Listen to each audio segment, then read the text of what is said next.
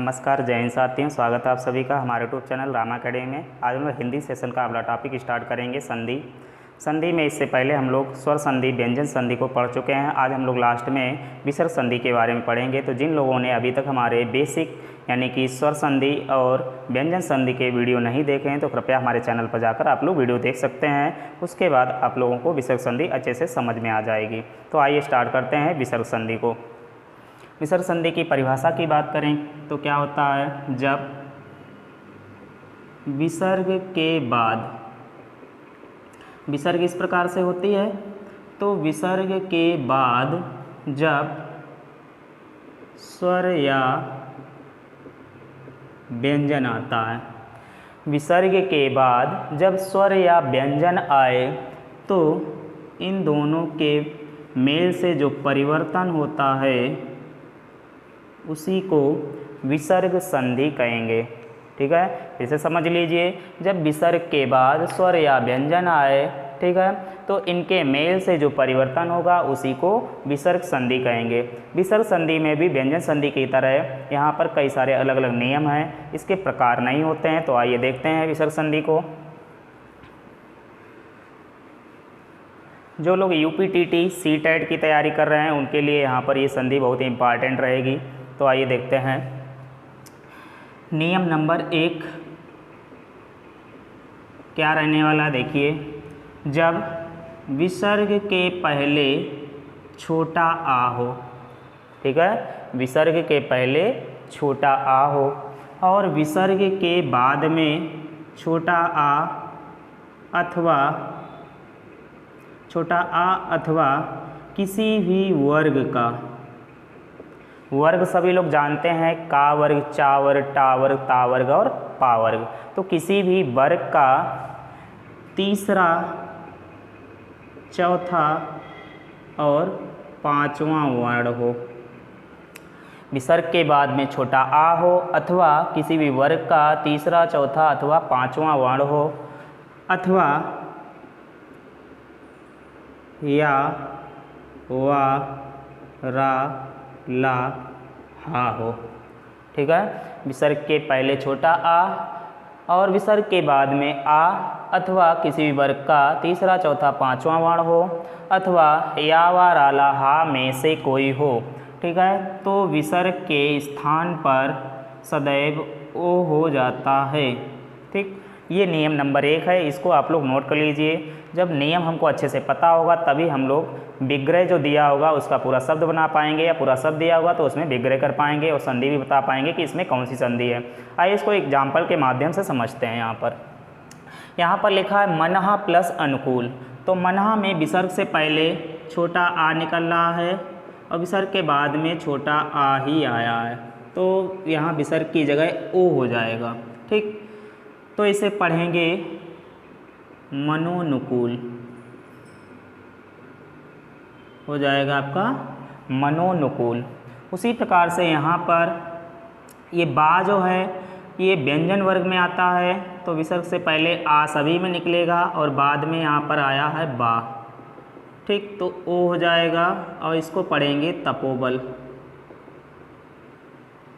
इसमें भा या पाफा बा भा, तो यहाँ पर ये भी कंडीशन फॉलो हो जाएगी।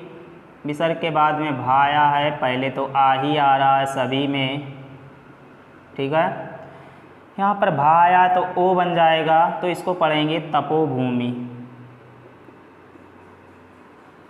नेक्स्ट पॉइंट है मनहा प्लस योग दिया है, तो विसर्ग से पहले छोटा आ निकल रहा है, बाद में या आया है, या वा राला में या आता है, तो यहाँ पर भी ओ हो जाएगा और इसको पढ़ेंगे मनोयोग।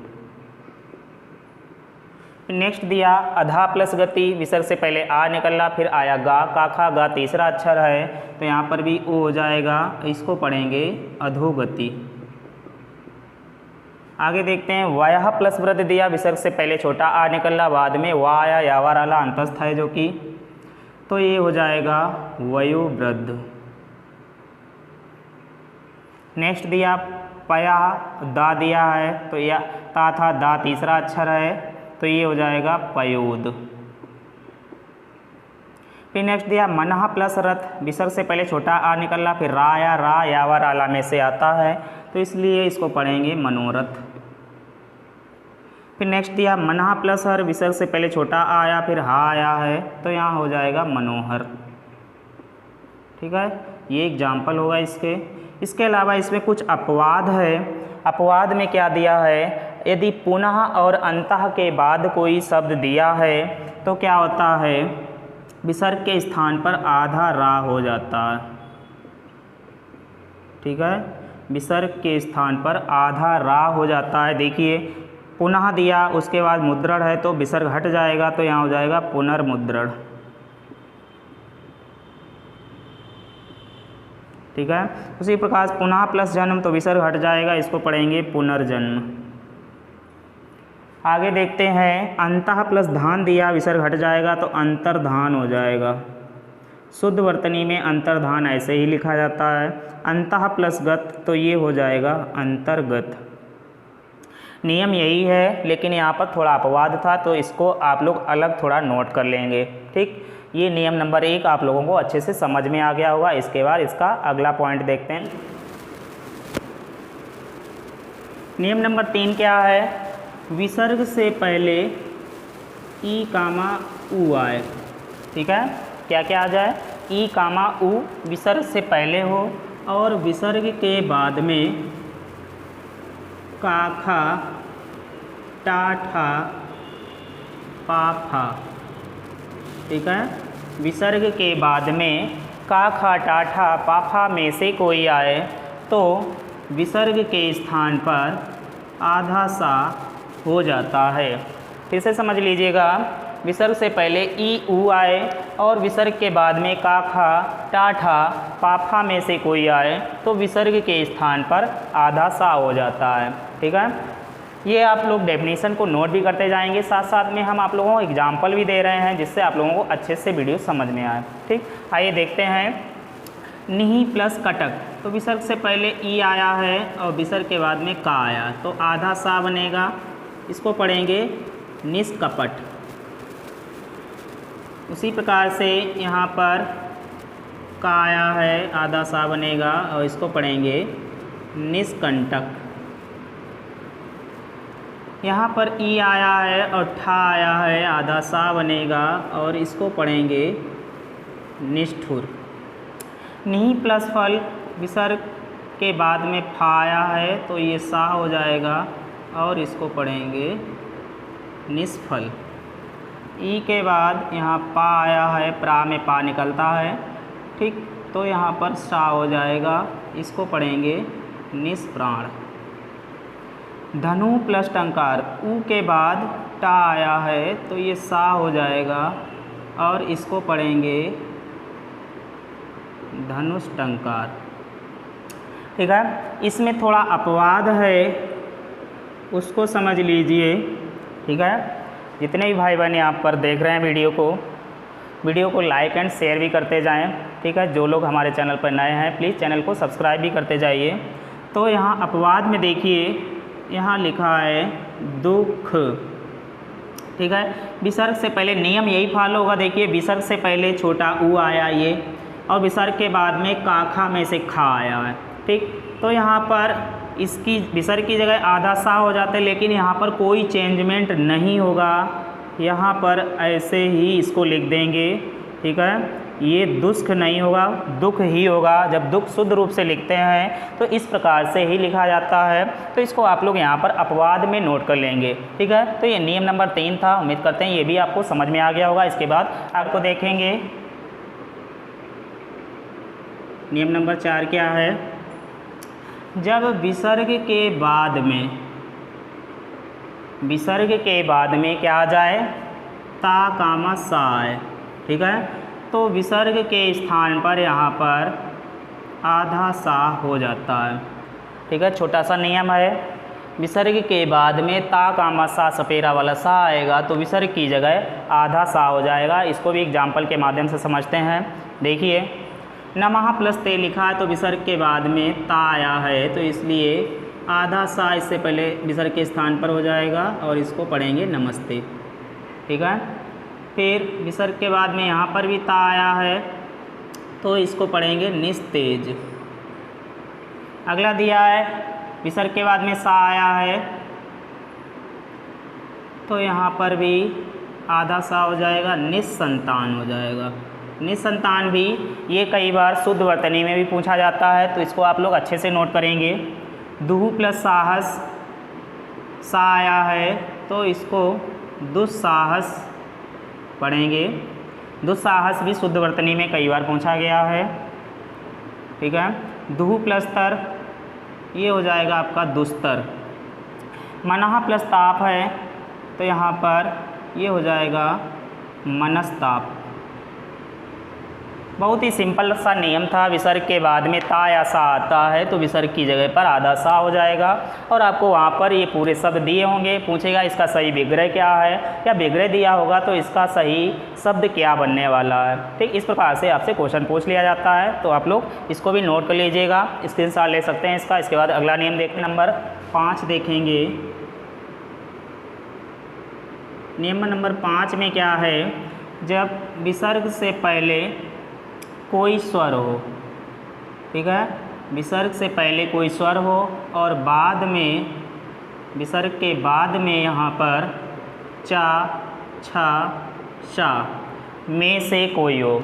विसर्ग के पहले कोई स्वर हो, विसर्ग के बाद में चा, छा, सा में से कोई हो, तो विसर्ग के स्थान पर आधा शा हो जाता है।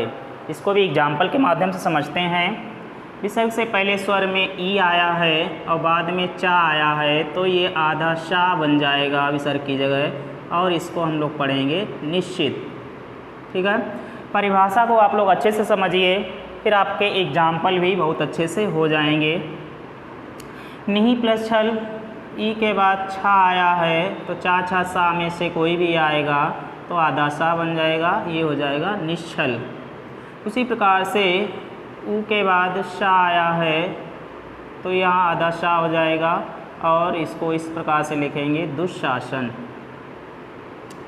दुःशासन अभी आया था, इससे पहले दुस्साहस, उसमें नियम दूसरा था, ये है दुःशासन। शुद्ध वर्तनी में भी पूछा जाता है।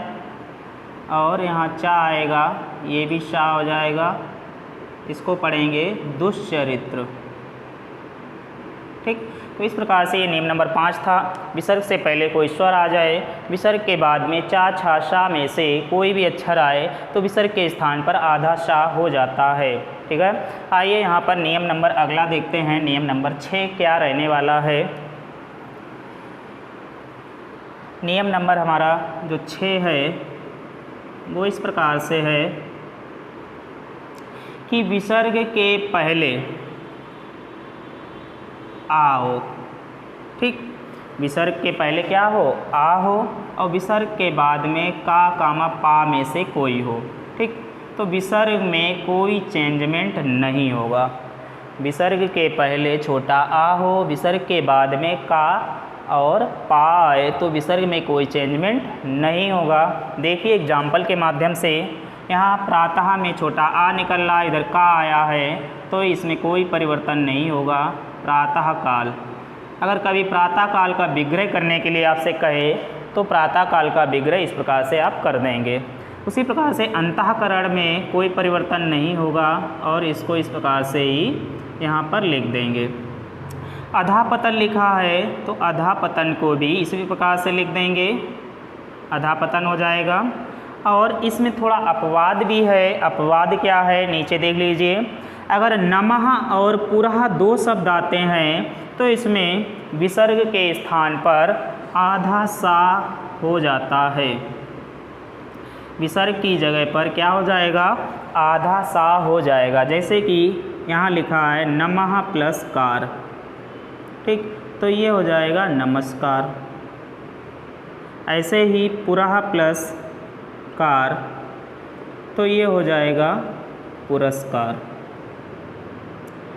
ठीक है, आप लोग इस नियम को भी नोट कर लें। ये एग्जाम्पल मोस्टली सीधे यही शब्द वहाँ पर उठा के पूछ लिए जाते हैं, इसलिए आप शब्दों पे विशेष ध्यान दें और इन एग्जाम्पल को भी नोट कर लेंगे। ठीक, नियम नेक्स्ट देखते हैं क्या रहने वाला।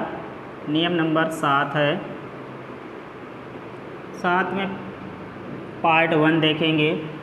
यदि विसर्ग के बाद में छा आता है, ठीक है, विसर्ग के बाद में छा आता है तो विसर्ग की जगह पर आधा चा हो जाएगा। ठीक, ये नियम यहाँ पर फॉलो होगा, देख लीजिए इसको।